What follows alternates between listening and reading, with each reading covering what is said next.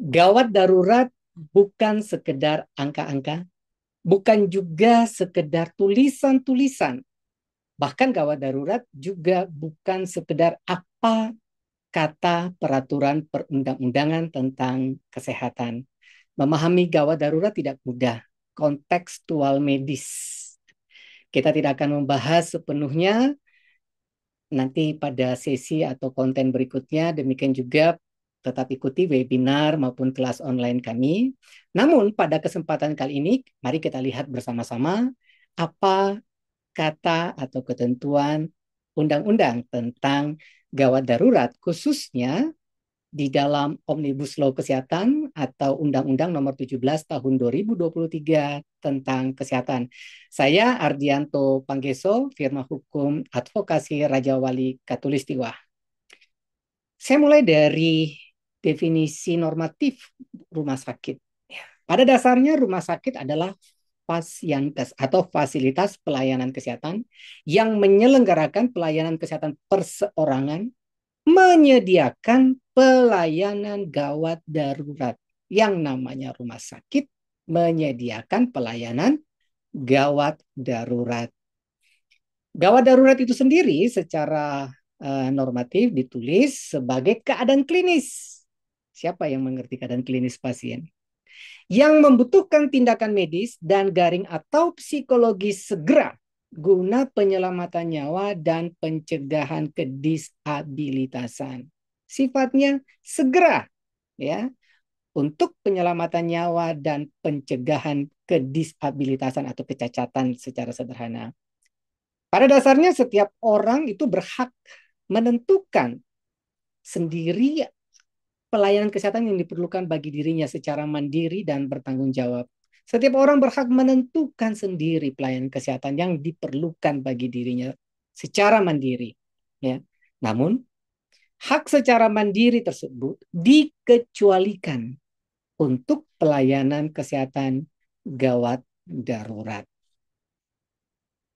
Juga dikatakan bahwa setiap orang pada dasarnya berhak mau menerima atau menolak sebagian atau seluruh tindakan pertolongan yang akan diberikan kepadanya setelah menerima dan memahami informasi mengenai tindakan tersebut secara lengkap. Tetapi hak menerima atau menolak itu tidak berlaku ketika orang tersebut dalam keadaan tidak sadarkan diri atau dalam keadaan gawat darurat. Saya akan highlight di pasal 174 dari Undang-Undang Kesehatan ini. Di ayat 1. Fasyankes, Faskes, fasilitas pelayanan kesehatan, baik milik pemerintah pusat, pemerintah daerah, dan atau masyarakat, wajib memberikan pelayanan kesehatan bagi seseorang yang berada dalam kondisi gawat darurat untuk mendahulukan penyelamatan nyawa dan pencegahan kedisabilitasan. Setiap vaskes, mau punya pemerintah maupun swasta, itu wajib memberikan pelayanan kesehatan bagi seseorang yang berada dalam kondisi gawat darurat. Ayat 2. Dalam kondisi gawat darurat, sebagaimana dimaksud pada ayat 1 tadi, Fasyankes, baik pilih pemerintah pusat, pemerintah daerah, dan garing atau masyarakat ataupun swasta, itu dilarang menolak pasien dan garing atau meminta uang muka, serta dilarang mendahulukan segala urusan administratif sehingga menyebabkan tertundanya pelayanan kesehatan. Ini harap menjadi perhatian semua Fasyankes. Dipertegas di kewajiban rumah sakit bahwa rumah sakit wajib memberikan pelayanan gawat darurat kepada pasien sesuai dengan kemampuan pelayanannya. Dan rumah sakit juga wajib melaksanakan fungsi sosial. Saya garis bawahi fungsi sosial.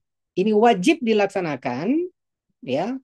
Antara lain tidak terbatas pada dengan memberikan fasilitas pelayanan bagi pasien tidak mampu atau miskin, pelayanan gawat darurat tanpa uang muka, ya.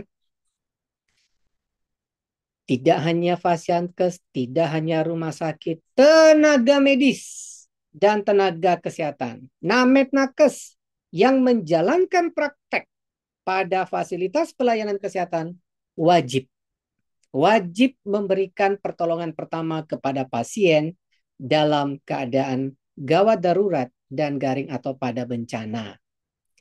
Tenaga medis dan tenaga kesehatan yang memberikan pelayanan kesehatan dalam rangka tindakan penyelamatan nyawa atau pencegahan kedisabilitasan seseorang pada keadaan gawat darurat dan garing atau pada bencana dikecualikan dari tuntutan ganti rugi. Ini ada ancaman pidana, teman-teman, ya. Pimpinan Vaskes, Named Nakes yang tidak memberikan pertolongan pertama terhadap pasien yang dalam keadaan gawat darurat pada Vaskes sebagaimana dimaksud dalam pasal 174 dan pasal 275 ayat 1 yang sudah saya sampaikan tadi, itu dipidana dengan pidana penjara paling lama 2 tahun atau pidana denda paling banyak 200 juta rupiah. Dalam hal perbuatan sebagaimana dimaksud pada ayat 1 tadi, mengakibatkan, ya, kalau tidak memberikan pertolongan pertama pada gawat darurat dan itu mengakibatkan terjadinya kedisabilitasan atau kematian, perhatikan, pimpinan Vaskes tersebut dipidana dengan pidana penjara paling lama 10 tahun atau pidana denda paling banyak 2 miliar rupiah. Ya. Dalam keadaan tertentu, tenaga medis dan tenaga kesehatan dapat memberikan pelayanan di luar kewenangannya. Keadaan tertentu sebagaimana dimaksud pada ayat 1 paling sedikit meliputi penanganan kegawat daruratan medis. Rujukan pasal ayatnya saya taruh di kanan bawah. Dalam hal keadaan pasien sebagaimana dimaksud pada ayat 6 tidak cakap dan memerlukan tindakan gawat darurat. Tetapi tidak ada pihak yang dapat dimintai persetujuan. Tidak diperlukan persetujuan tindakan. Ya.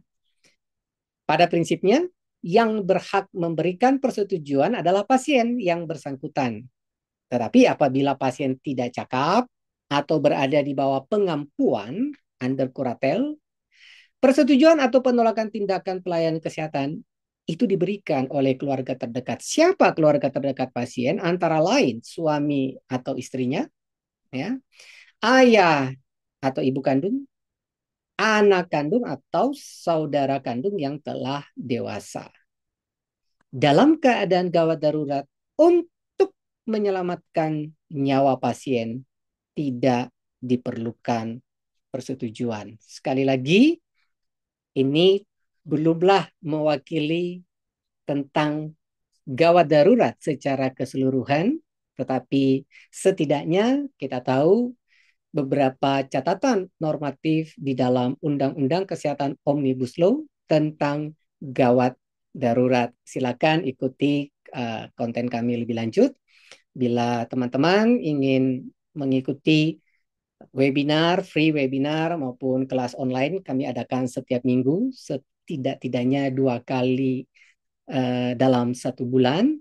Silakan bisa ikut update informasinya di dalam WA grup kami, MHRS Manajemen Hukum Rumah Sakit. Silakan hubungi nomor kontak tertera untuk informasi lebih lanjut. Sekian dari saya, semoga bermanfaat bagi kita semua. Mohon maaf bila ada yang kurang berkenan. Terima kasih, salam sehat hukum.